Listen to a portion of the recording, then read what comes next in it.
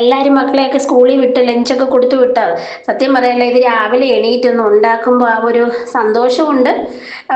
ഇത് നമ്മുടെ കുഞ്ഞുങ്ങളൂടെ വിചാരിക്കണം അമ്മമാരൊക്കെ എന്ത് കഷ്ടപ്പെട്ട് രാവിലെ എണീറ്റ് ഉണ്ടാക്കി കൊടുക്കുന്നതുകൊണ്ട് എല്ലാ മക്കളുമാരും സ്കൂളിൽ പോയി നല്ല രീതിയിൽ പഠിച്ച് മിടുക്കരായി വരണം കേട്ടോ.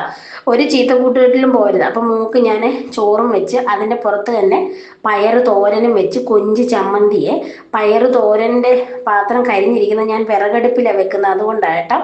തോരനൊക്കെ ഞാനങ്ങ് വിറകടുപ്പിൽ വെക്കും, എല്ലാം ഒന്നും ഞാൻ ഗ്യാസിൽ വെക്കത്തില്ല, അത്യാവശ്യം മാത്രമേ ഗ്യാസിൽ വെക്കത്തുള്ളൂ. അപ്പോൾ ചിക്കൻ വറുത്തത് മോക്ക് മാംസമുള്ളത് തപ്പിപ്പറക്കി എടുക്കുമോ ഞാൻ. അവക്ക് എല്ലുള്ളത് വേണ്ട. ഇത് പയറിൻ്റെ തന്നെ പുളിയാ, വൻപയറിൻ്റെ തന്നെ പുളിയാ, ഭയങ്കര ടേസ്റ്റ്. ഇത് ഫൈറ്റും പുളിയെന്നാണ് നമ്മുടെ ഇവിടെയൊക്കെ പറയുന്നത്. അതും മുളകരച്ച മീൻകറിയും കൂടെ എന്തൊരു ടേസ്റ്റാണെന്നറിയാം. മോന് വാഴയിലേക്കകത്ത് ചോറ് വെക്കുന്നത്, അവന് പാത്രം കൊണ്ടുപോകുന്നില്ല, അവൻ എത്ര ദൂരമുണ്ട് സ്കൂളിൽ, തന്നെയല്ല അവൻ +2 അല്ലയോ. അപ്പൊ പുറവശത്ത് വാഴയില നിപ്പുണ്ടായിരുന്നത് ഞാൻ വെട്ടിയെടുത്ത് വാട്ടി സെറ്റപ്പ് ചെയ്ത് അവന് ചമ്മന്തിയും തോരനും ചിക്കനും മതി. അവൻ ഈ പുളി അങ്ങനെയുള്ള ഐറ്റം ഒന്നും വേണ്ട കേട്ടോ. അപ്പൊ ഞാൻ വിചാരിച്ച് വാഴയില ഉള്ളടം വരെ കൊടുക്കാം, അത് കഴിഞ്ഞിട്ടില്ല ഇപ്പൊ കവറിനകത്ത് കൊടുത്തു വിടാന്ന് വിചാരിച്ചു. അവരുടെ സ്കൂളിൽ പ്ലാസ്റ്റിക് കവർ കൊടുത്തു വിടാനും പറ്റത്തില്ല.